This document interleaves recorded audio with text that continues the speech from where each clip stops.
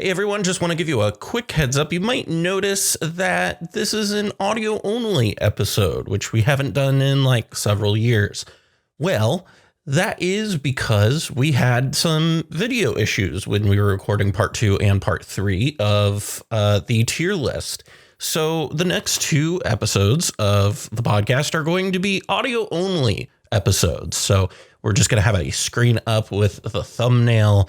On YouTube and on Spotify, it's just going to be an audio file. So a little bit of an old school podcast feel going on today, but we greatly appreciate everybody and hope you enjoy this episode. Today's episode of the Mind Sculptors podcast is brought to you by TCG Player, your source for all your trading card game needs. Please consider using our link in the description for your next purchase, as it helps support the continued refinement of our show. This episode is also made possible through the gracious support of our Patreon members. If you wish to join this esteemed group, simply visit patreon.com/The Mind Sculptors and become part of the SCULPTY family today. And of course, if you prefer a simpler gesture, we invite you to subscribe, leave a like and comment on YouTube, or leave a review on Spotify or Apple Podcasts as a most fitting offering to the ever-watchful algorithm Jesus.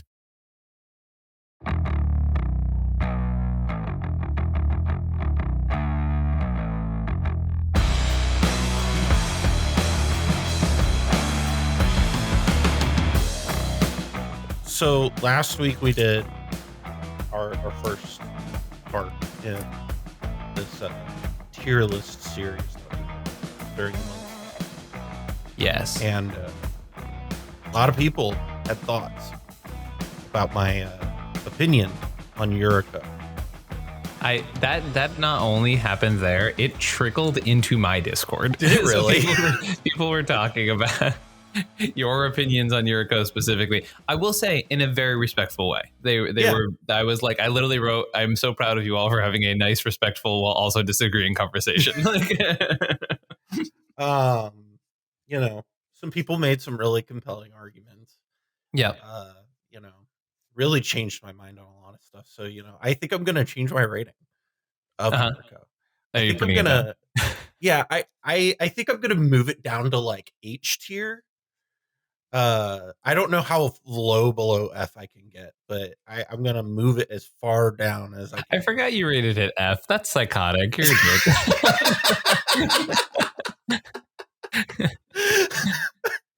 like no matter what decks we talk about on here, Yuriko does not deserve to be an F. I'll die on that hill. That's...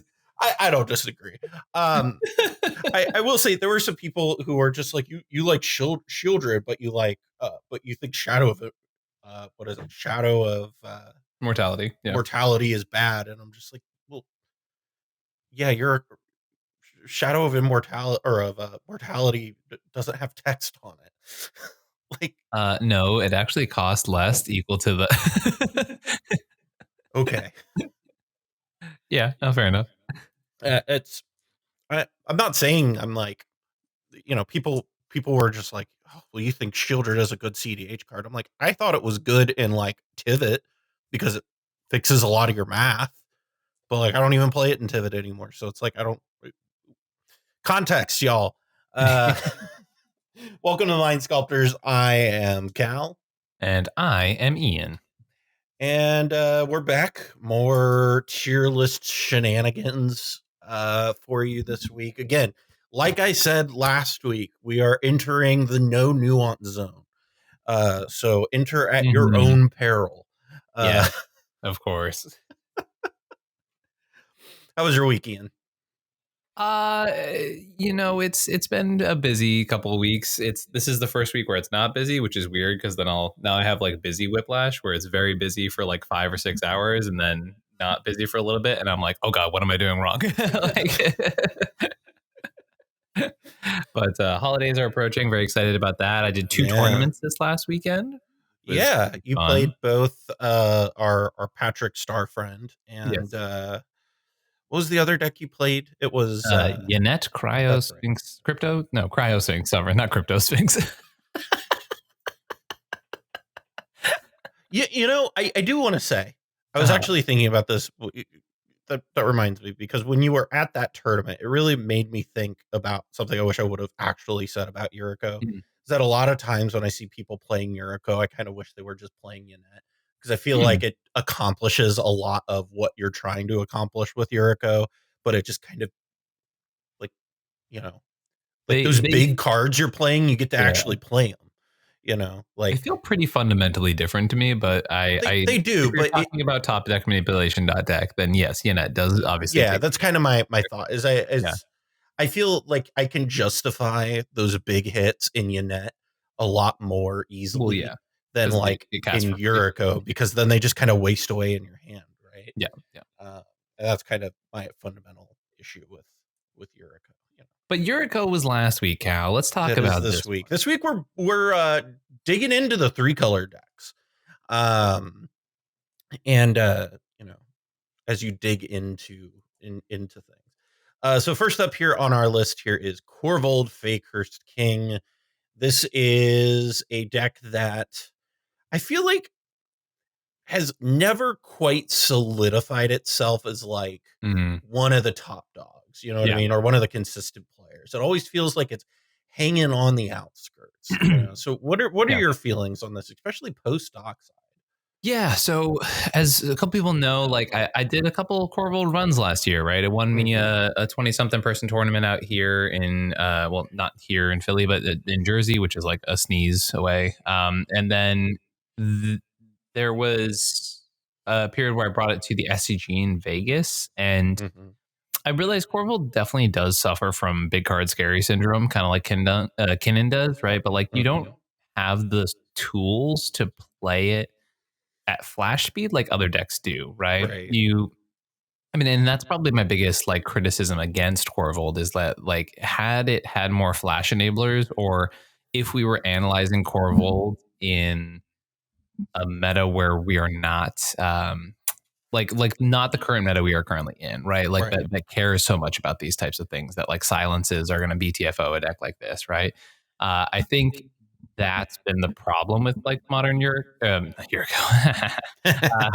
modern Corvold a good amount, right? Is that it just sort of suffers against certain archetypes, and unfortunately, like what I was finding is that like you're sort of forced to jam in certain windows because people respect the deck at And times that too was much. with dockside, And right? Like this is with Dockside, right? yeah. And so this is also like this is me mentioning the pre Dockside, because when we go post Dockside ban, Corvold gets much more ambiguous, right? Where I think you play the deck in a very fundamentally different way, right? Mhm. I think there are two prevalent variants that we've seen basically since the ban, which is there's sort of like the sacrifice matters Chatterfang style strategy, which is sort of Mhm. one the variant of it that does exist, and I still think is potentially viable, but needs a little bit of TLC, a little bit of work. I worked a lot with Yumi out in the West Coast on that archetype, but they've since moved on, and now there's also like the lands Corvold, which I do think Right. is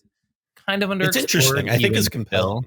Yeah. And it is a good way to get around the problems that we sort of mentioned, right? Is basically like you take Corvold and you try to make it Tatiova in a sense, right? Right. But then the question comes up of like, why is it not just Tatiova? Right. Right. I do think it's really interesting. I think there's a chance that like a land hybrid Nas variant could see some play. Yeah.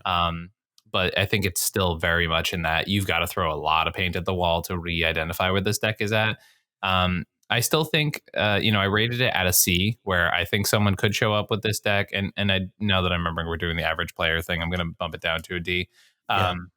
It's been a week, but like I do think it has potential there, right? Like I do think that someone can show up with this deck and do well with it. But as of right now, the identity that has the potential of success is not identified, and therefore we're going to need some sort of re-identification of what those things might be that push it to that top level. You know. Right.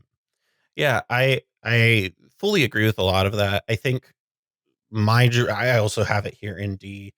I think a lot of the reason I put it here is the same reason that I had like Ob and Talion and Winota in D is like very similar for Corvold, Yeah. where, you kind of mentioned this earlier, the big scary commander syndrome issue where, definitely not only does it have that kind of reputation in CEDH, but it also has that reputation outside of CEDH, which means newer players tend to evaluate this commander a lot higher on the threat level than like most people do.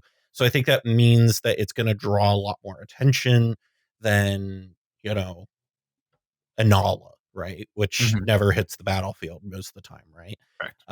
And so because of that, I think that, you know, the value that you get out of your commander isn't as strong as it should be. Like I think when you goldfish it, it feels insane.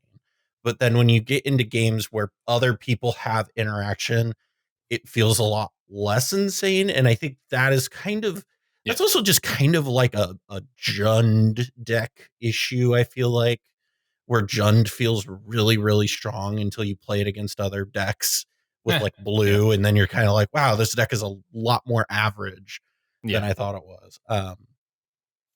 But yeah, I have it at D. I kind of have these commander reliant commanders lower overall, especially ones that, you know, post dock side feel, you know, a little bit sus, underwhelming. Moving on to our next commander that we're looking at, we're moving over into Sultai. This is Glarb Calamity's Augur. This is one of the newer commanders that started to see a reasonable amount of play over the past few months. And, you know, what are your thoughts on Glarb? We've talked a good bit about Glarb on the channel, believe it or not, and our thoughts on it. You know, what do you think outside of the power rankings? I believe in the frog. I do. His moistness has really shown up and like put up some decent results over the past couple months, right? It's still being figured out as to how it is best utilized, I would argue, right? I think Glarb has a lot of interesting stuff going on with it where, you know, there's definitely like a clear, this is a cEDH commander. It is powerful. It is starting to put up results, but the consistency on a lot of these lists is not there. Like the fact that many pilots are playing Doomsday as their main win condition tells me that there's still work to be done. You know, like I still think Doomsday is a suboptimal win condition for a Sultai list at the current moment, but it's a fast one, right? So like, it does have some sort of ups and downs as far as that's concerned, but obviously card quality wise, it's insanely low, right? So Glarb is one of those decks that I think for me is going to happily sit in this B tier where it's showing up, it's putting in work, it's getting the job done.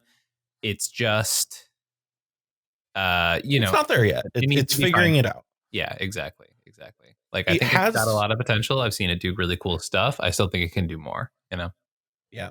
I think one thing too that is really has it going for it is, as far as like commanders go, that, you know, we've talked a lot about the commanders that don't do stuff as they come down. You know, I've talked a lot about Talion and and, you know, we just got done talking about Corvold. I do think something that Glarb has going for it is I think it's not as inherently scary.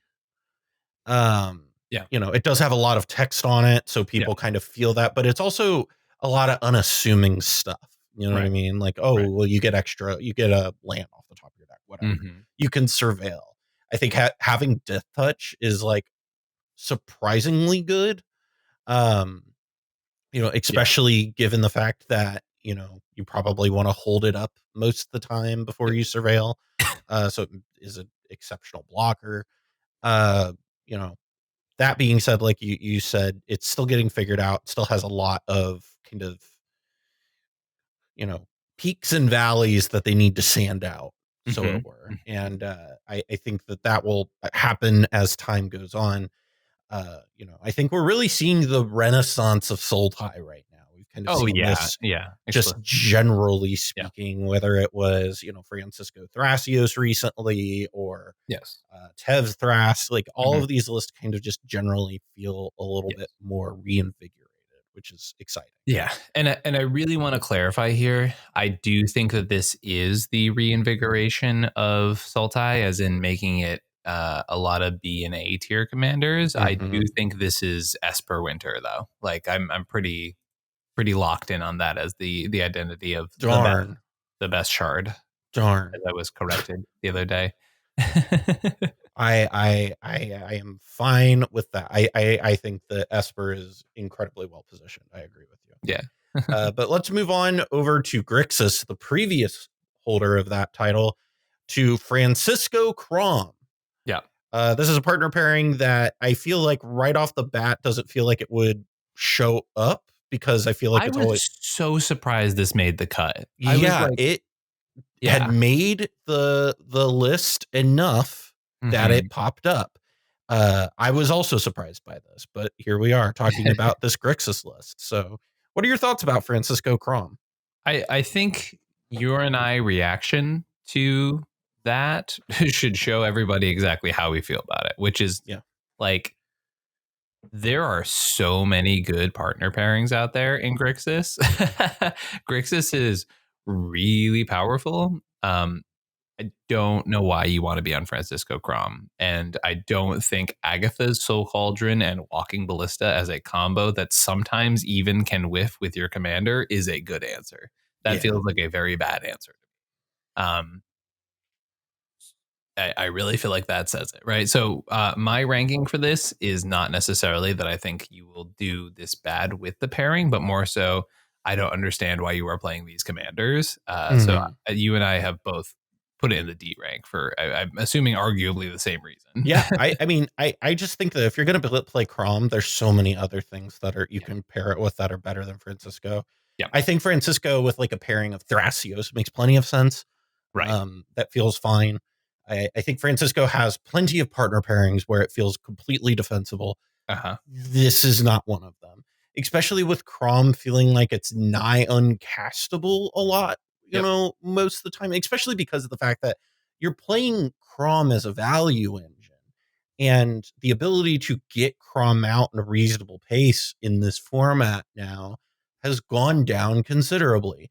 You see the big commanders that are out there like Tivit and Atraxa and stuff like that.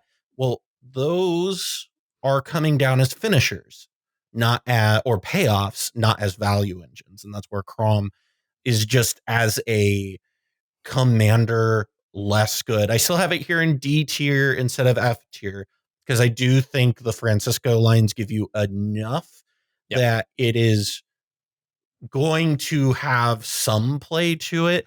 Yeah. I just don't see why you would pick this partner pairing over any other partner pairing for Francisco or Crom. So that's kind of why I have it here in D. Our next, we've got several Grixis lists to get through here, so bear with us. Next is Inalla Archmage Ritualist. This is a commander that always sits on the periphery, but is maybe one of the scarier decks in the format, honestly.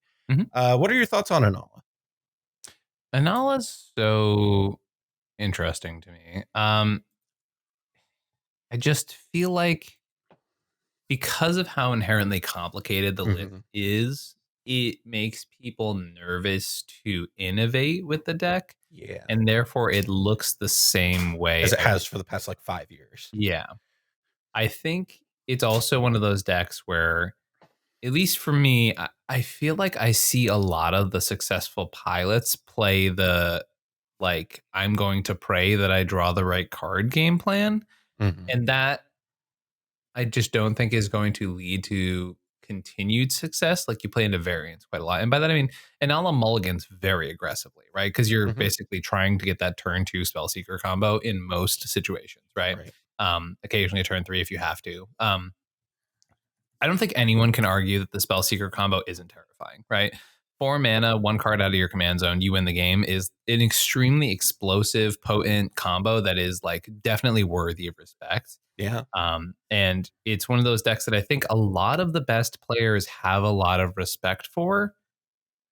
But for some reason, the deck keeps falling flat on its face. And I mean, I think, you know, I say for some reason, but like the combo falls over to a stiff breeze, right? Grafdigger's Cage, Dranith, Rest in Peace, like all the above really mess with it. And yes, there are pivot lines, right? But those pivot lines become clunkier and messier and harder to achieve. And then sometimes you have to end with like Thoracle Consult as like your end to the lines, right? And the pivot lines do exist. And like first of all, not even mentioning that you have like a several 20 something step thing to getting the initial combo to work, but then learning all the pivot lines and learning them all correctly. It's tough, right? Right. So this deck definitely has the potential to be up in the A tier, but it's, I think, a solid B for me, where, agreed. I will never sort of look down on an Inalla in the pod, but also it's one of those decks that the first time they get stuffed, I can probably count them out for a hot minute. Yeah. It is a deck that, like, I feel like most people who play it have experience with it.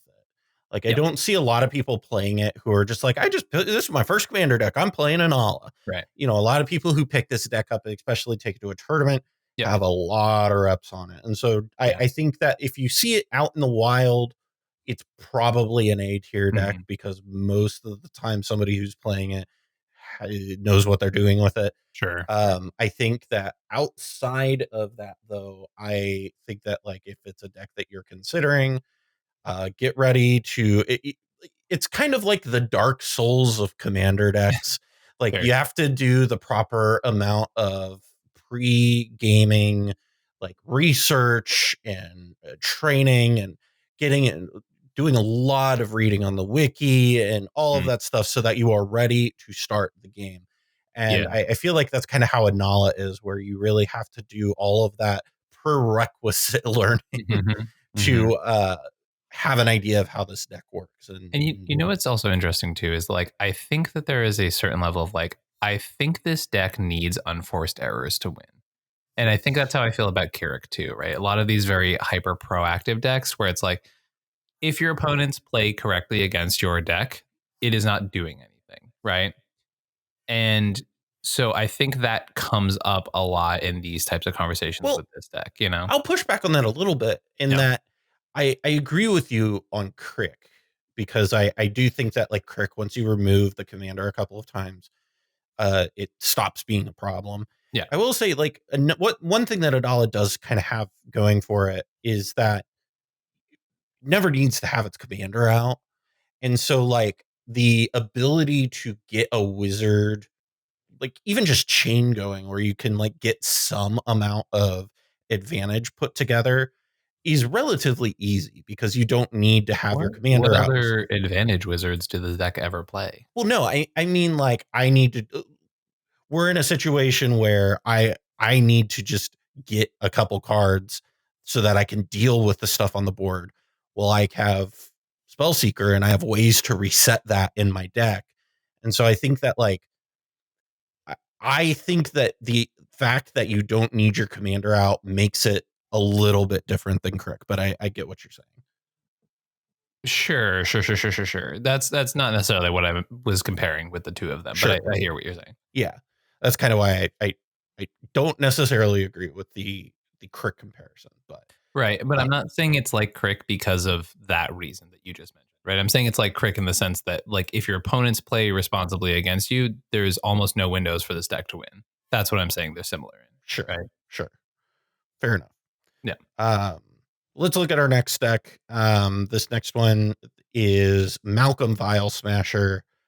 This is the good old Glinthorn Buccaneer combo. What are your thoughts on Malcolm Vile?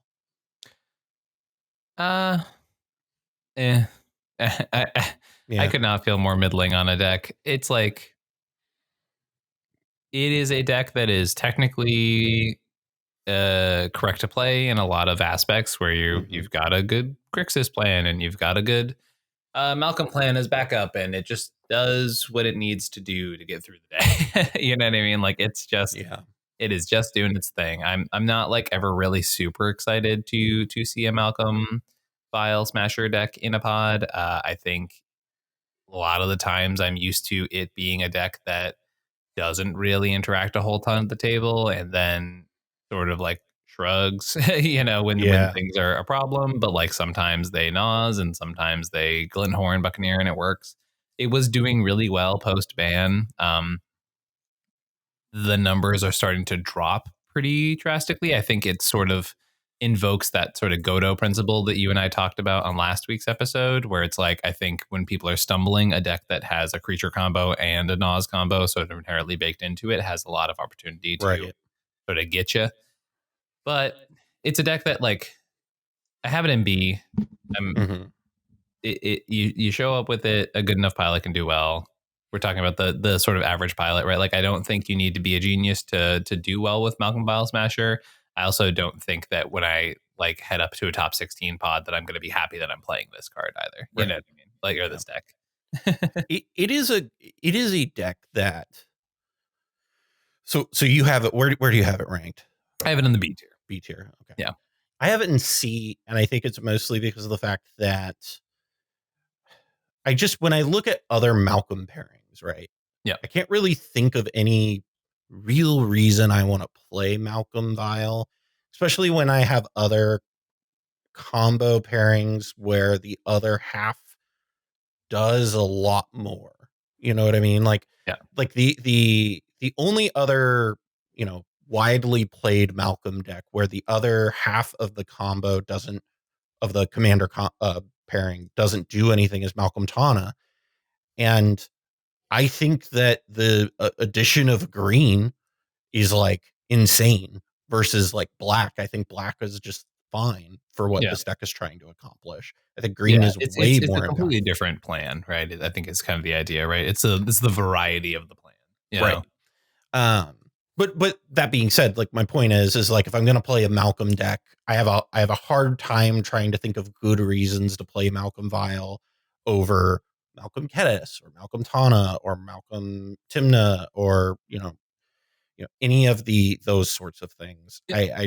I really think that the Grixis plan deludes the overall plan, and I think that is my biggest issue with Malcolm Vile. Because I think the type of combo it's going for is just very like antithetical to what the rest of the deck is trying to do. Yeah. And that's kind of my biggest issue. When are we finally gonna see a Malcolm Tana deck that just plays like Step and Razor's Protect Your Neck deck?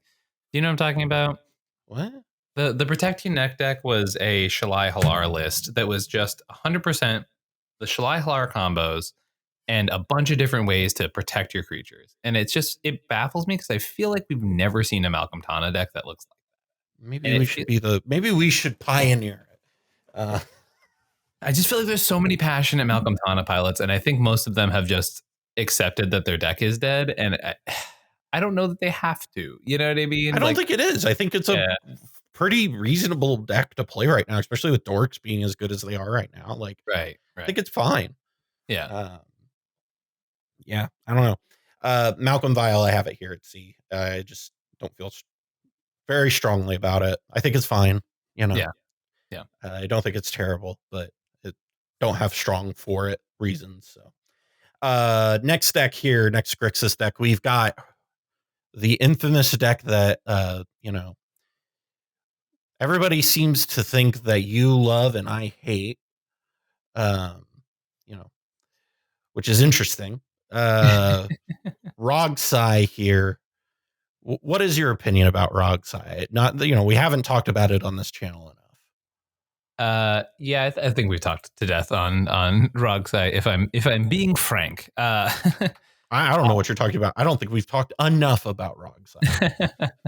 No, I think in the current meta specifically, Rogsai is in a very interesting spot where I don't know, the deck is sort of in this weird middling space where it's still very powerful and there are still meta games that you can go into. And like, for example, I was talking to one of my clients who's in China right now and was saying like, yeah, nobody was being responsible and they took out a Kinnan who was mulled to 4 or they like Gilded Drake a Kinnan when on the Kinnan players mulled the floor when comparatively there was a Rogsai in the pod. And I'm like, yeah, Rogsai wins that tournament every single day. And they were like, yeah, Rogsai won the entire event. And I'm like, yeah.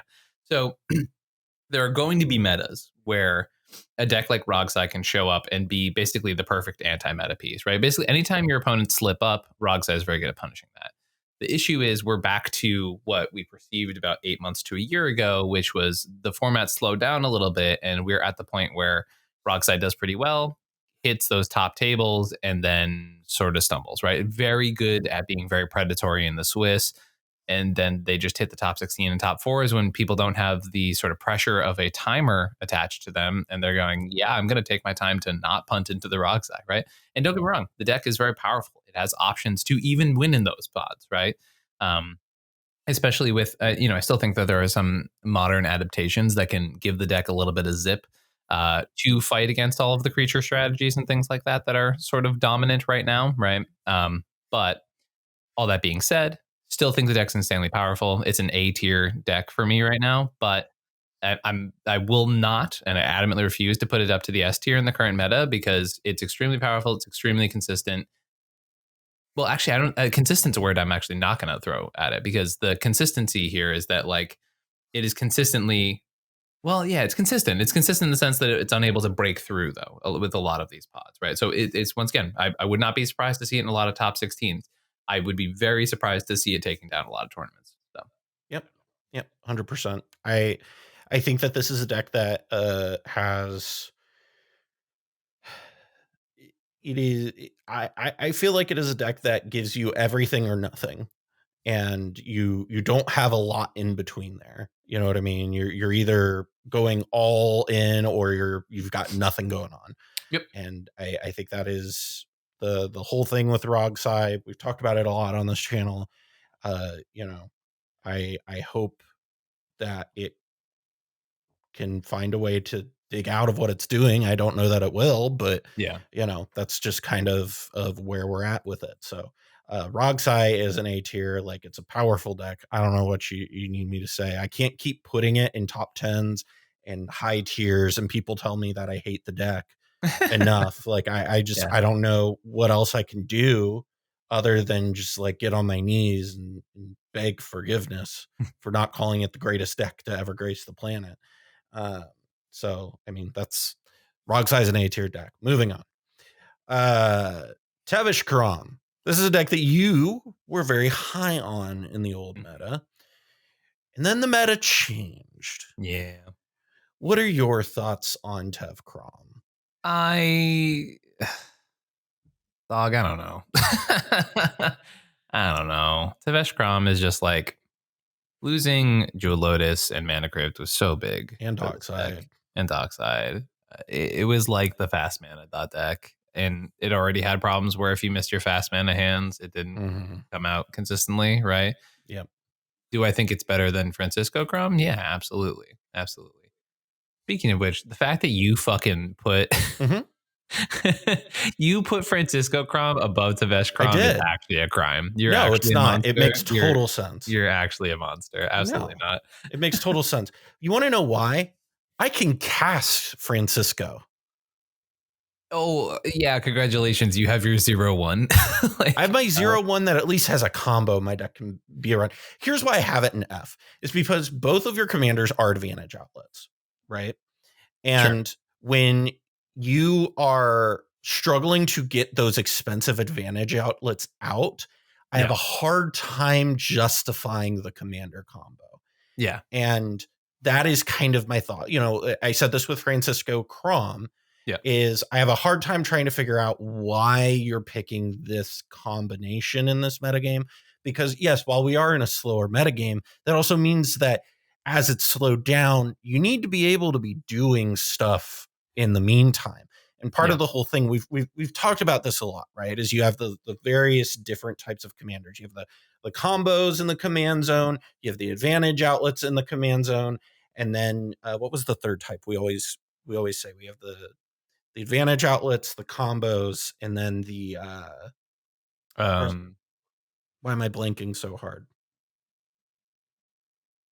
It's like draw engines. Oh, it's draw engines. You have mana outlets, and then you have combo pieces in the command zone. Oh, okay. And as separate entities. Yeah, as separate entities. And so you have those three types of things, and based on what commander you choose, informs what the rest of your deck is going to be about. Yeah. And it means that, so if I have Timna Thrasios is a great example of this, right? You have both, you have two of those options in your commands. You have the mana outlet and you have the draw engine. And so because of that, the rest of your deck gets to be really focused on that third piece there.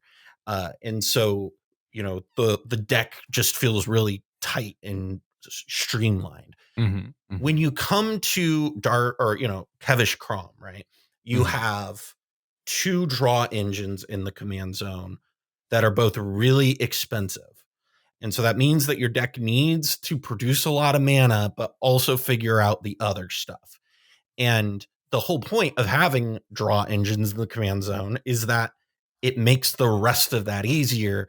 And if your commanders are expensive like this, to where you have to compensate with like stuff that you might not want to be playing with like more mana than you would in like Timna Thrasios or Timna Crom, it means I'm kind of not sure that there is a reason to play it. That's kind of how I feel about it. I think that when Jeweled Lotus is around and Dockside is around and Mana Crypt is around, plenty of good reasons to play it. It's totally justifiable. I think without it, I see no compelling reason to play these cards together specifically. Yeah. Like Tim, I said this earlier with like Francisco, Tevish Thrasios makes a lot of sense to me, right? Yep. Because you end up ticking off like 3 different boxes, because Tevish also kind of can be a sack outlet too in Sultai. And so like I just, this combination of commanders, I just see zero reason to play together. And that's why I have it in F tier, is I just think that like, I at least see a reason to play Francisco Crom. I don't see a reason to play these 2. Yeah, I hear you. I do. I really think that you are making a solid argument. The biggest criticism I have of that is like, it is not impossible to get to the place where you are playing these 2 advantage engines, right? Sure. And I do think that there is somewhat of an argument for big Grixis, right? With this argument of like, the slim Grixis of Rogsai is doing one thing particularly well, right? But I'm talking about Curse Totem Grixis. I'm talking about like, if you look at that type of Grixis, right? I would rather have, and this might be my hot take of the episode, I would rather have Tev Crom in the command zone than I would Kess, right? Oh, see, I disagree with you there. I have seen so many Kess pilots over the past couple of years, and I think a single one has made me think, now that was a cool way to use Kess.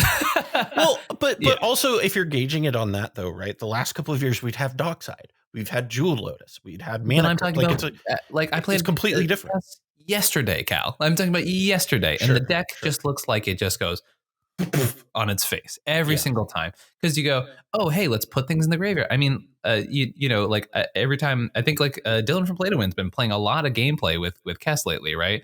Every single video I'm like, oh well, there's one stacks piece, and immediately the whole deck just goes boom, powering down. Like it does not do anything, whereas Tevesh is at least there drawing cards, and even if Tevesh gets hated out, great, take it out, it's still there drawing cards. Look at Crom. Crom does not need activated abilities. It's a card draw engine. It protects your life total. It threatens life totals, right? We know how good Crom is, right? And yeah, they require a bit of mana, but I think once again, this is a Grixis build I'm hypothetically talking about for Tev Crom that I think is doable. And I think the average person can put together a Tev Crom that plays Nuclear Fallout and that plays Curse Totem and that says, fuck all these Thrasioses. I'm just going to, like, basically the Tivit of Grixis, right? I think that there is a Tivit of Grixis that exists in these colors. Now, some people can argue that maybe we should be looking at Edward Kenway for that, because that's literally the Tivit of Grixis, but that's not on this list, so we're not talking about it. No, I think that's fair. I think that's interesting. I still just am like, I have such a hard time seeing those 2 command, and I think it just comes down to how I approach like deciding on what commander to build, like pick, you know what I mean? Like, I think that's ultimately why I have it here, but c'est la vie. Tevish Crom, overall rough deck to be playing these days. Next, we're out of Grixis now. Let's look at Teamer Dargo Thrasios. How do you feel about Dargo Thrasios, Ian? I had a very nice person hit me up literally yesterday and was like, hey dog, I love this deck. I want to work with you. I know you hate this deck. Will you do this? And I was like, yes, I absolutely will. I think I think this is my Rogsai for you, right? What Rogsai is to you and your reputation, Dargo Thrasios is to me and my reputation. Dargo, yeah. It's a deck I brewed like week 1. Don't get me wrong, I understand why the deck is cool, right? Like the idea of Neoform your Dargo into a fucking Tidespout Tyrant, that's metal as shit. That's exactly the kind of play pattern I enjoy in this format. That's very Ian coded. It's very me coded. Losing Dockside sucks so bad for this deck. Yeah. And it's one of those things where if I am playing Dargo Thrasios, it's because I give a lot of shits about Dargo, right? Because right now, if you apples to apples, Rogthras to Dargo Thras, it's like, what? There's not even a conversation right now about the power levels of these two decks, if I'm being frank, right? Yeah. Unless someone puts in the work to make Dargo strong, right? Because the problem I've always had with the deck was that you draw a greater good while you're trying to Thrasios flip and look for a counter spell. You know what I mean? Shit like that is so just not it. Now, I think there's definitely a good argument here that in the pre-Dockside ban meta, Dargo Thras had something of the Kinnan effect with the high floor, low ceiling type of gameplay, right? Sure. Where you could give it to Manila or you could give it to Freedom Waffle, and those two would show up to a tournament, do well with it pretty consistently, right? Whereas Joe Schmo off the streets was sort of struggling to get by. Yeah, now the Crab Shack meta is tough. Crab Shack meta. It's right, we need to get like Crab Shack meta merch. I think honestly, yeah. If anyone wants Crab Shack meta merch, let us know. But so you have the Crab Shack meta, and the Crab Shack meta is one where they show up at Dargo Thrasios and they're like, look at all the synergy, and then you're like, okay. And then I exhaust all these cards out of my hand, and there's no Timna to refill it, but I can play a wheel, but I can't really take advantage of the wheel very well. And then now I'm going to play a Training Grounds and pass. And it's like the contradiction of these two things just yeah. I think that's a really good point where it has a lot of internal inconsistencies. We both have it here at D tier. Yeah. It has a lot of internal inconsistencies where like the Dargo stuff wants to explode. And I think I just like, I have this thing where I wonder if it is just a deck where it's like, almost you have to play it almost like Tivit, where you just don't touch Dargo until you are ready to go off. Yeah. And like in that case, it is still, though, when I say that, I'm just like, yeah, but why this partner pairing, right? Like, yeah, it just, I get it. I listen, I wanted to build this deck. I think it's really cool. Yeah. I am not discounting the cool factor here. Yes. Oh, for sure. Like, it's a sick deck. Yeah. I just, it is such a, I don't like, it's internally inconsistent, I think, is the issue. And I think that makes it feel incoherent. And because of that, when it like gets played, it just stumbles a bit. But I don't know. That's kind of how I feel about it. I think Teamer should be a lot better than it is. And I just think that maybe we're getting like, I wonder how much of the issues we see with like the Teamer decks in the format right now is the thing we've talked about with like Underworld Breach issue, where the minute you decide you are playing Underworld Breach, a lot of stuff about your deck gets decided for you. Yep. And I wonder how much of that is like the core issue behind Dargo Thras and Rog Thras's like issues.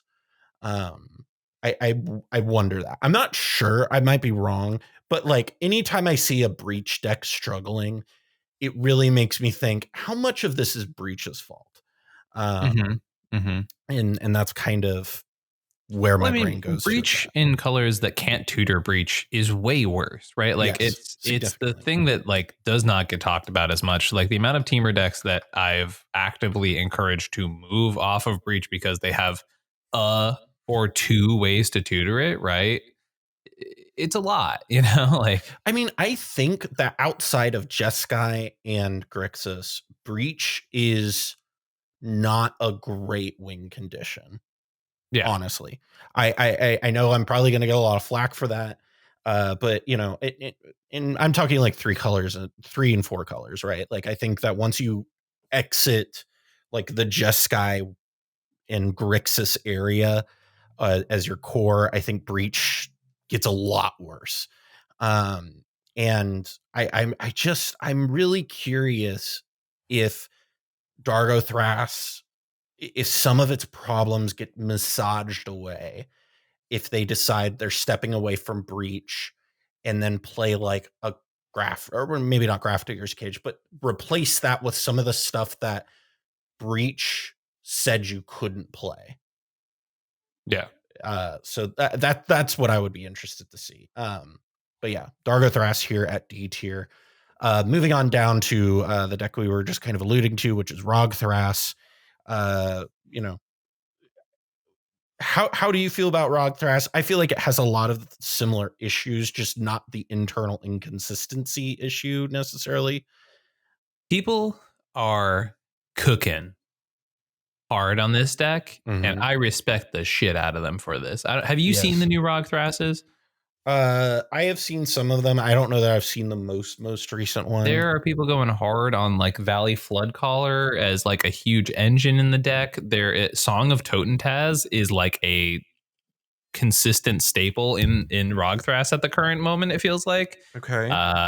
And honestly, I don't disagree with it. A lot of the logic behind some of these cards, like this has been something I've been pushing for certain decks for a long time. Like, if you're not playing the top good stuff decks, stop pretending to be a good stuff deck, right? Yeah. And like, it is okay to play shitty cards if they are really, really good in your deck, right? Look at, like, I mean, I can't tell you how many decks to use as a reference here, but Sisay is the perfect example of them, right? Yeah. Was an S tier deck for a very long time, and is still an A tier deck in the current format. Plays so many garbage cards, right?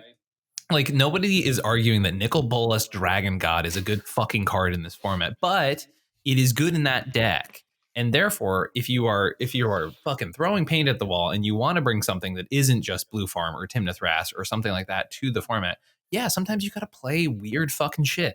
Yeah.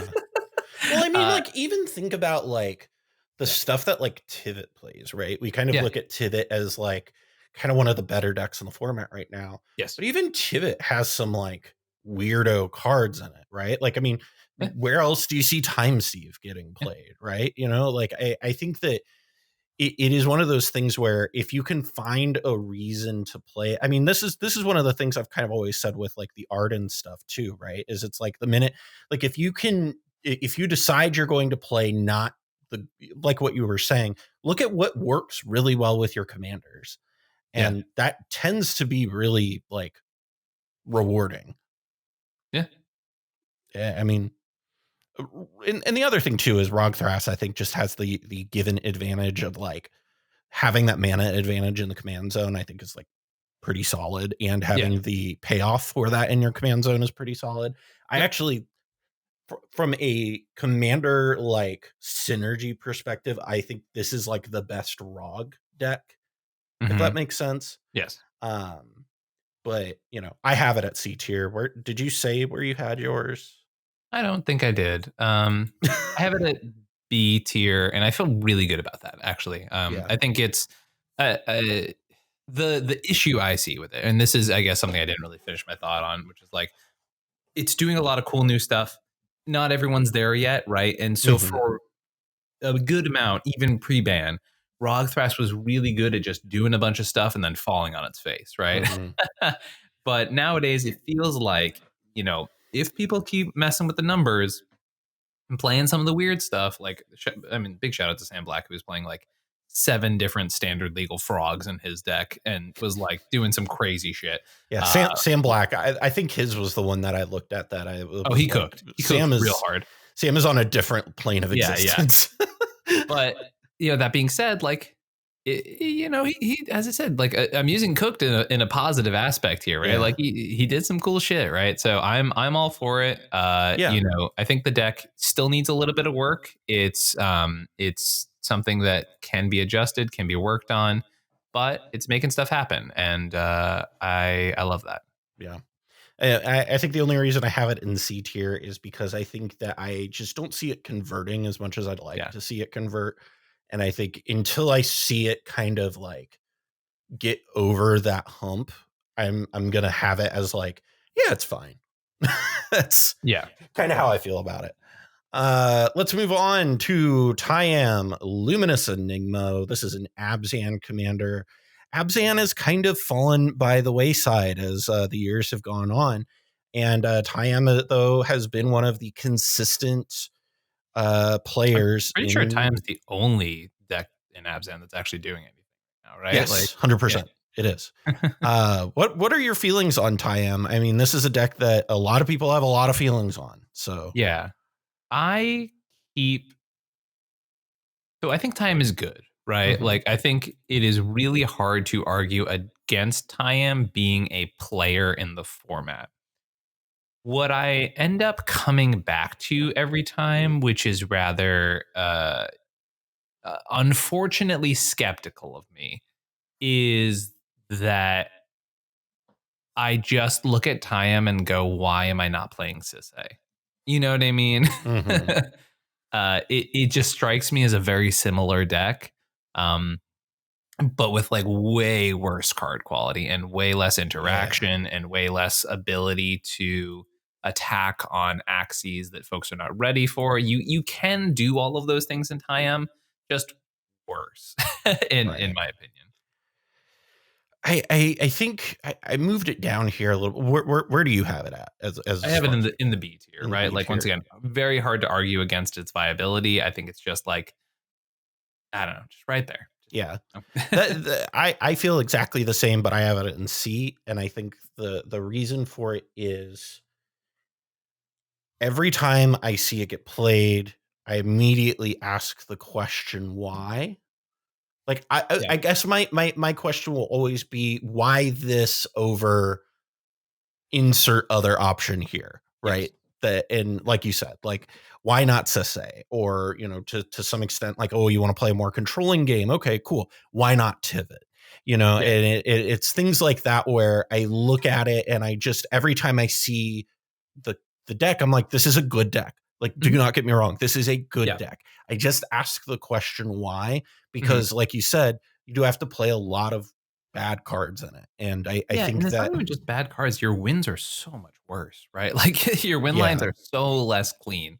And they're fragile. They're pretty fragile. Yeah.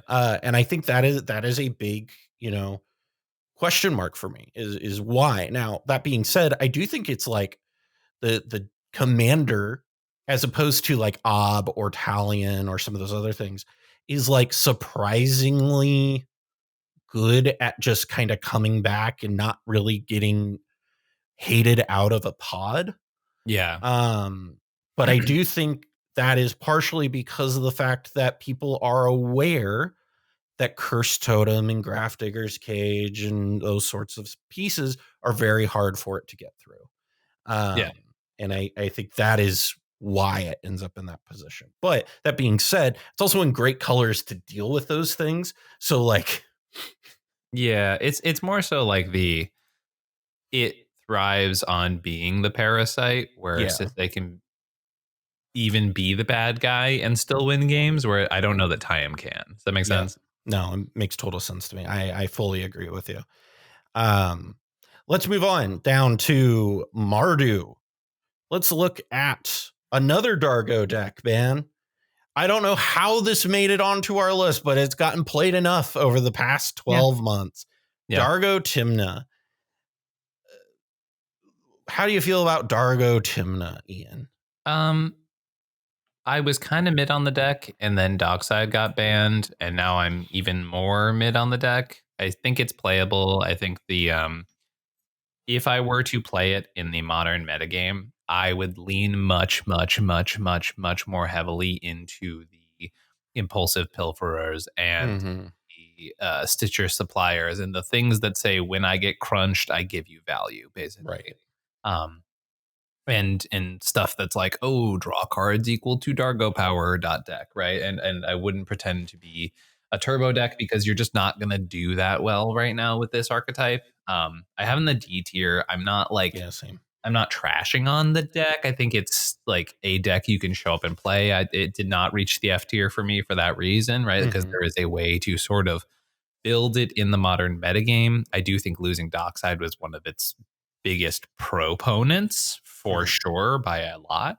But I think it is a technically playable commander. There's also some like cute stuff you can do to like adjust the deck where you can like look into Arena Rector style stuff to, or not, or Academy Rector specifically. I mean, you could do either or, because with Arena Rector you can go get Obnixilis, which is like really good with right, or you know, and the other way around is you can just like have an uncounterable breach as soon as you play your commander, right? Which is like there are definitely things that can happen when you do shit like that, right? It's just I'm not optimistic. You know what I mean? I am. I like it more than Dargo Thrasios. Yeah. Not enough to bump it up a tier. Yeah. But I like it more than Dargo Thrasios because at least I don't feel like it has the same internal inconsistency that Dargo Thrasios has, right? Because like Timna is okay just going out there and letting your Stitcher supplier attack and draw you some cards, right? Sure. And I think that is good. I think the biggest issue will always be that I think Mardu's just in a tough spot right now. And, you know, unless you are like, honestly, unless you're Dahada, you know, it's kind of hard to be playing Mardu right now. And I think even Dahada's having a tough time doing that. Yeah. And so, you know, overall, I think that it is a fine strategy. Do I love it? No. But if you're going to be playing Dargo Timna, you know, I have a friend Max who plays a lot of Dargo Timna and he's really into it. And I every time I see it, I'm like, it's cool. I just think that like generally speaking, it's not a deck I would recommend to people. Yeah. Which I think is pretty fair, right? Like it's you know, we're not saying it's not usable, but it's just like there are several things going against it kind of thing, you know? Yeah, absolutely. Next here on our list, moving down into more of the Mardu, speaking of Dahada, is Dahada Binder of Wills. Hey. Is it Mardu Winter? Ian, what do you think? I was very surprised to see this deck do so well at the European International Championship. And yep. Yeah. I don't know. We both have it at C. I think it's I like think I might move it to D, to be honest. This was my ranking over a week ago. I'm like, you changed my ranking. Yep, sorry, misclick. I'm telling you, you gotta like put it at D. You know what? Just because of that, I'm moving it to B. I don't know. I just like I don't believe in the deck right now, and my biggest thing is like I think Dihada is important to the Dihada deck, and I think casting Dihada is really hard to do quickly. And therefore, I don't know what a Mardu Turbo deck is doing with a hard to cast explosive commander. That's sort of. I think I kind of I'm gonna change what I said earlier about if you're playing a Mardu deck, why aren't you playing Dahada, and change it to why aren't you playing Jeskai Timna? Because I think I believe in Jeskai Timna more than I believe in Dargo Timna. Yeah, I think I believe in Rograkh the most. But that deck keeps falling on its face too. I don't know what's up with that. Yeah, I don't know that I believe in that deck, but you know, I've always been a skeptic of Rograkh Timna. Yeah, I have Dahada at D2. Just gonna match what you say on that because I do agree with you. The more that I think about it, I do think that like it is hard to cast. Yeah, but I also, man, I don't know. Because I also think that whenever I do see Dahada, it is a deck that is sneaky. And I think has garnered the reputation of, oh, well, you know, it's going to be hard to get Dahada out. And because of that, gets to just kind of operate unmolested, which is like not bad. Yeah. And so I think that might be like something to it. I don't know. I think right now though, it's in an awkward spot. I'd love to see it get a resurgence because I think that like, you know, when you have more of these 3 color decks doing well, we're in a better spot as a meta. But yeah, I'll join you in the D tier of Dahada for that. To move down to Jeskai Timna as our last Mardu deck, you know, I'm going to put it at C personally, you know, because I ultimately think I like the payoff of Jeskai. But wait, you don't have like great infinite mana outlet in this anymore, do Yeah, you? you just have Bomberman right now. Oh shit, no, that's a D tier. Yeah, like I can't think of it's really Bomberman and Breach. that's not infinite mana. With LED it is, isn't it? Infinite? Oh, I guess it's not infinite mana. No, yeah, not at all. I genuinely can't think of another infinite mana combo in these colors as of right now that isn't like Mind Goblin bouncing. Like, Yeah, Mardu bad. Mardu bad. Mardu bad. I have it in D tier.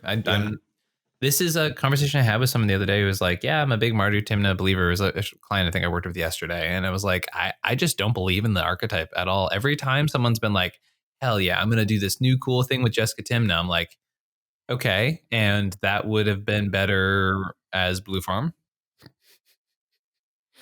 You know, and like Jeskai, because my biggest thing with Jeskai, right, is I feel like for players, they see Jeskai perform very relevant game actions, right? Mm-hmm. But the issue is the relevant game actions don't actually win the game. They just affect the game, right? Yeah.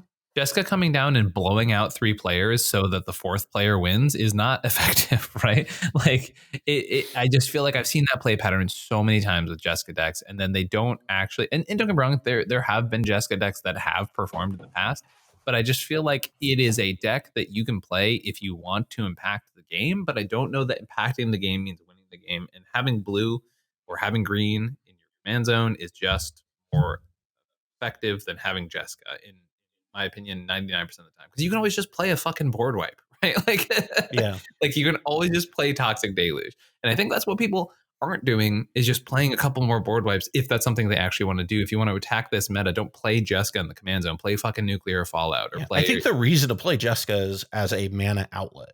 Yes. Not as a control piece. I think that if you're playing it as a control piece, you're probably not getting the best out of it.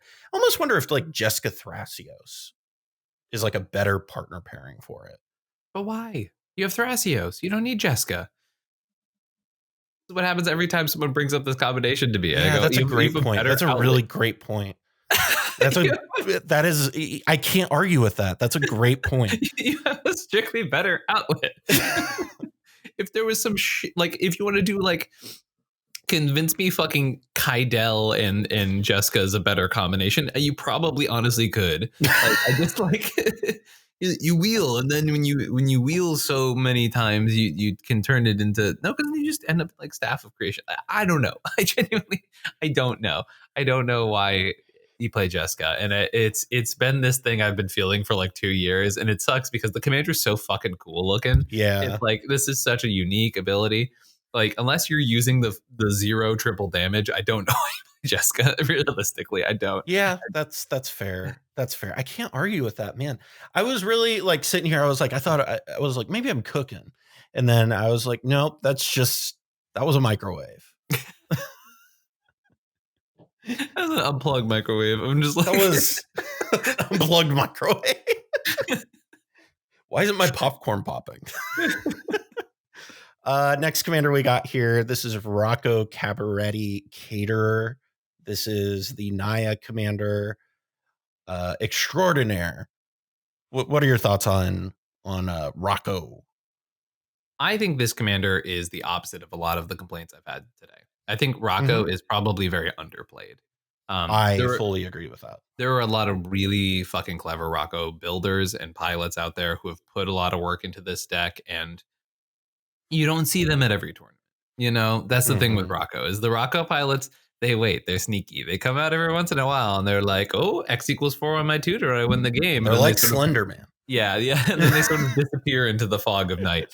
But like, I think a lot of the things that you can say about Sisay, you can say about Rocco, right? Rocco's not very good at instant speed wins, I will say, but it's very good. It's like fast Sisay. I think that's exactly it. Where Sisay is the tutor deck you play to tutor into the mid to late game and have like a ridiculous amount of inevitability. Rocco's really good at having a very explosive Sisay plan. It also just got some new tools. I think Prop Room is kind of an underplayed piece in Rocco, which is the one that allows all your creatures What card? to Prop Room from Duskmourn. Huh. I think that's the name of it. It's the one that gives all your creatures Convoke, which I think is like absolutely busto in Rocco, right? Like it seems very, very powerful for that deck. And so there's stuff that makes this deck very powerful. As I said, like it's not always going to be doing the best things at the best time. It's not going to be interacting the way you want it to, right? But if you want a consistent tutor deck that pushes the envelope on win to win, and that people still are kind of getting used to beating, like it's a good one, right? Sometimes you just have the nuts in your openers and you draw a food chain hand, you win, right? Like it's pretty straightforward, you know? Yeah, I fully agree with you there. I think where do you have Rocco rated? I have Rocco. Yeah, I have it in the A tier. Yeah. Okay. Yeah. I'm glad last week me agreed with me today. Yeah. I have it in B tier, and that's just because I think Naya is not new player friendly. Yeah. And that's so, super like, fair. That's super fair. I think that's like the only issue I have with it is I think like the average player on Naya is like a little handicapped. I think if I were evaluating it on like the best pilots with it, I'd put it in A. I think it's a really solid deck. I also, if Minsk and Boo was on this list, I'd have it right next to this deck because I feel like it is 100% a preference between which play style do you want to go for. Sure. And because they feel identical to me. Yeah. And I love both of these decks. I think they're really cool. Don't be surprised if you see me pop up at a tournament with one of them because I love them. Yeah. So that's what I have here. But that's going to wrap it up here for the second episode. We'll be back next week with the Esper and then 4 and 5 color decks. Ian, if people want to get some coaching from you and get some help on their Dargo Thrasios decks, or their Dargo Timna decks or their Jeskai Timna decks, how can they get a hold of you? Oh, you got to do me dirty like that at the end, huh? Or they could get your thoughts on Francisco Crom. Shit. Hey everybody. If you wanna troll me as Cal has insisted, or if you want to learn about any of the decks that I've hyped up, or if you want to genuinely get better at those decks. I don't mean that facetiously. Like, if you are somebody who plays those and wants to improve the deck, I think Ian is a great person to help you improve that deck. Thanks, buddy. But if you're interested in taking your game to the next level, you can find me over at comedianmtg@gmail.com or the lovely link tree that I provided Callahan, which they will put in the description down below. Yeah. Any of those places, totally hit me up. As I mentioned, I want to thank everybody for the past couple weeks. I've been insanely busy, and for all those patient people who have been waiting for me to get my schedule clear. It's been really awesome. I don't know. It's so weird because I forget that, you know, like the resume I have isn't apparent at times to some people. So it's very weird for me to like just say it. But yeah, I have more wins with diverse strategies than any other player. So I'm equipped to help folks out at a number of different archetypes, decks, etc. cEDH definitely is a pilot-based format, so I can definitely help you on that aspect as well. So how many time twisters have you won because of playing in tournaments? 2.25, and I say that because we split the money from one of them, and I own 2. Well, technically I sold one, but yeah. That's the endorsement. If you want to help support this show, you can go to patreon.com/the Mind Sculptors. We greatly appreciate that. If you also want to do so without spending any money, you can go to youtube.com, hit subscribe, leave a comment down below. Let us know what you think about our thoughts on these decks that we've talked about today, and what are your thoughts on these decks? And why are we wrong? Why is Tevish Crom or why is Francisco Crom the best deck in the format? That's what I want to know. Also, if you are listening on Spotify, comment goes a long way. And if you're on Apple Podcasts, a review goes a long way as well to boosting us up to the one and only algorithm Jesus. With that being said, I'm your host, Cal. I'm Ian. We'll see you next week. Stay sculpty, everybody. Bye.